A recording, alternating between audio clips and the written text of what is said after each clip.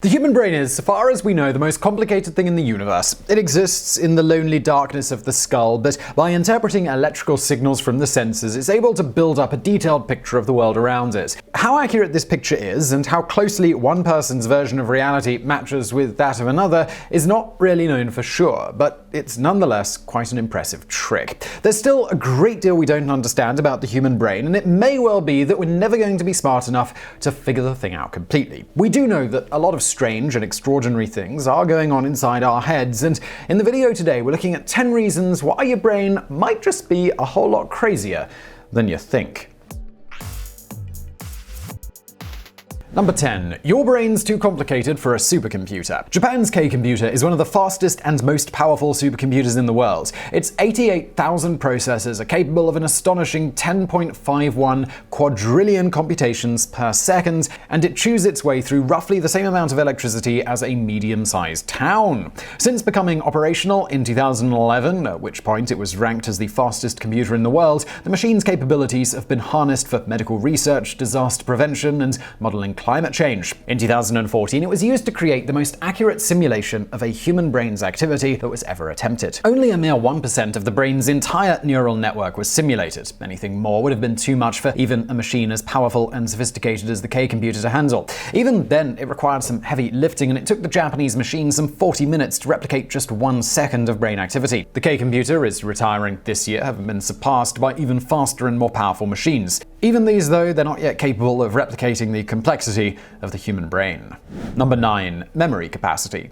In 2007, a Canadian named Dave Farrow broke a world record when he successfully memorized a sequence of 3,068 playing cards. While this is an extraordinary achievement, particularly for those of us who struggle to remember where we left our keys, it only scratches the surface of the human brain's memory storage capacity. Until recently, this was believed to have come in somewhere around the 1 to 10 terabytes mark, but recent studies suggest the true total is several orders of magnitude greater. Researchers at the Salk Institute for Biological Studies believe the average human brain can store over a petabyte of data. That's the equivalent of 20 million 4-drawer filing cabinets filled with text, or around 2% of the total number of words written in every language in all of recorded history.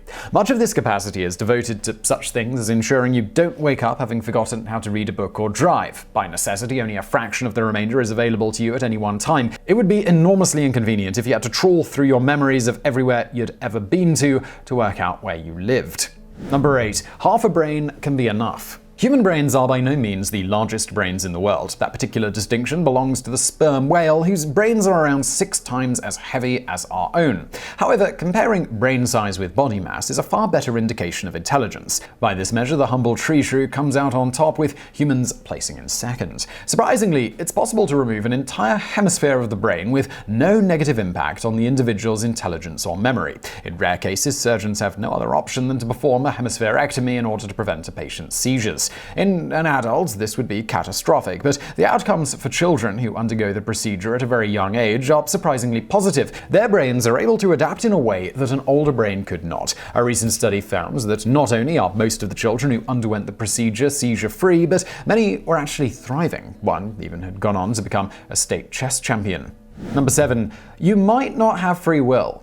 It seems obvious that humans have free will. We make thousands of decisions every day, and every time we act on these decisions, we experience free will firsthand. There is, however, a strong case to be made that free will is nothing more than an illusion conjured up by our brains. While it used to be believed that mind and matter were 2 separate entities, we can now say with a good deal of confidence that mind does not exist independently. The brain seems to be entirely material, which suggests that it must obey the laws of causality, that every effect must have a specific cause. This leaves little or no room for free will. Any decision we make or action we take is an inevitable result of the brain state which immediately preceded it, going back to even before the moment we were born. This sounds odd, but it's an established fact that humans are terrible judges of our own behavior. They can be manipulated into acting a certain way. When asked why they have done so, they will subconsciously post-rationalize the action and insist that they had made a decision based on their own free will. The question of whether free will really is an illusion is far from settled, and a new $7 million study has just been launched in an attempt to come to a definitive answer. Number 6. Brain plasticity.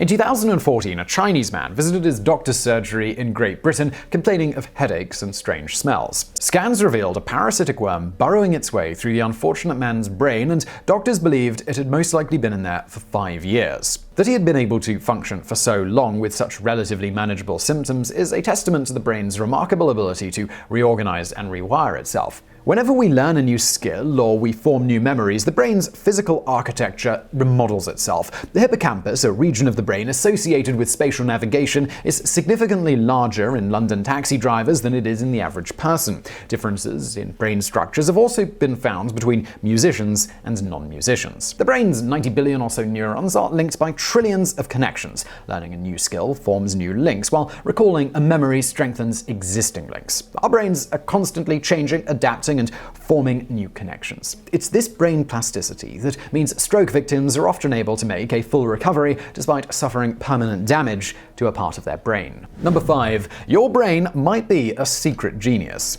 For 31 years, Jason Padgett's existence was relatively unremarkable. He worked as a futon salesman, and his free time revolved around drinking and picking up women. This all changed in 2002 when he became the victim of a vicious and unprovoked assault outside a nightclub. Padgett managed to stagger to a hospital across the street where he was diagnosed as having a severe concussion. Padgett's life would never be the same again. The violent attack had somehow unlocked a previously untapped ability in his brain. Whereas previously he had shown no particular interest or aptitude for mathematics, the attack had transformed him into a mathematical genius. Even the way he saw the world had profoundly changed. It looked as though it was pixelated, and everywhere he looked he saw complex mathematical shapes known as fractals. While Padgett's experience was extremely unusual, it wasn't entirely unique. There are other instances of people suffering a brain injury only to come into the possession of extraordinary new abilities. Acquired savant syndrome is rare, with only a few known cases across the world, but some scientists believe almost any human brain could potentially be rewired to unlock the genius within. Number 4. You remember the past all wrong. Our memories are fundamental in determining our sense of self. Without them, we would be both literally and figuratively lost in the world. Considering their profound importance to us, it's surprising just how unreliable our memories are and how little we know about how they're formed. Conventional wisdom has it that memories are recalled through connected neurons across the brain, all firing at the same moment. Other research suggests that memories physically reside within brain cells. However it's done, it's not terribly reliable. Memories aren't recorded perfectly ready to be retrieved with clarity at some future date. According to research conducted by neuroscientists such as Daniela Schiller, each time we recall an event, our memory of it is brought into an unstable state within the brain. When it is stored back into memory again, our recollection of that event is slightly altered. We use our memories to tell ourselves a story of who we are, but our source material is deeply unreliable. Number 3. When you go on a diet, your brain eats itself. The human brain is made up of something in the region of 90 billion neurons. Until recently, it was believed that all of these are present from birth. We now know that through a process called neurogenesis, it is possible for even adult brains to create brand new neurons. This is good news, as we are going to lose plenty of neurons as we navigate our way through life. Obesity, smoking, alcohol, and cocaine have all been linked to killing off brain cells and even physically shrinking the size of the brain, and a recent study suggests that even dieting can cause the brain to cannibalize itself. Despite weighing only 3 pounds, the brain consumes about 20% of the body's energy, and when there's fewer calories than expected coming in, it doesn't seem to much like it. The neurons start cannibalizing each other, which sends out an urgent message to the body that it needs to eat something in the very near future. This explains why losing weight can be quite so difficult. Number 2. Your brain doesn't have pain receptors. When our bodies suffer physical injury, pain receptors fire warning signals to the spinal column, to the thalamus, which serves as the brain's sorting house for sensory signals. The message is then passed on to the regions of the brain that deal with physical sensation, thinking, and emotion. This results in the deeply unpleasant sensation of pain. If the brain itself is injured, this doesn't happen. It doesn't have any pain receptors of its own. This means it's quite possible for surgeons or neuroscientists to poke around in somebody's brain with them fully conscious and for them to feel no discomfort. The patient is then able to assist doctors in mapping out the brain, helping to ensure that no damage is done during the operation. One Brazilian man named Anthony Coolcamp Dias even kept himself entertained by playing guitar whilst undergoing brain surgery. Number 1. Synesthesia can be learned. Synesthesia is a condition that causes two or more of a person's senses to become mixed up. One of the most common types is to perceive numbers as having a particular color. However, it comes in a variety of flavors, such as tasting words or perceiving the days of the week as having specific personalities or appearances. The condition is often associated with particularly creative people. The famous physicist Richard Feynman saw equations in colors, and this may have helped him win the Nobel Prize in Physics in 1965. Around 1 in 300 people are born with synesthesia, but it's possible to train your brain to experience it. A study at the University of Sussex in the United Kingdom had subjects read books where certain words appeared in a certain color.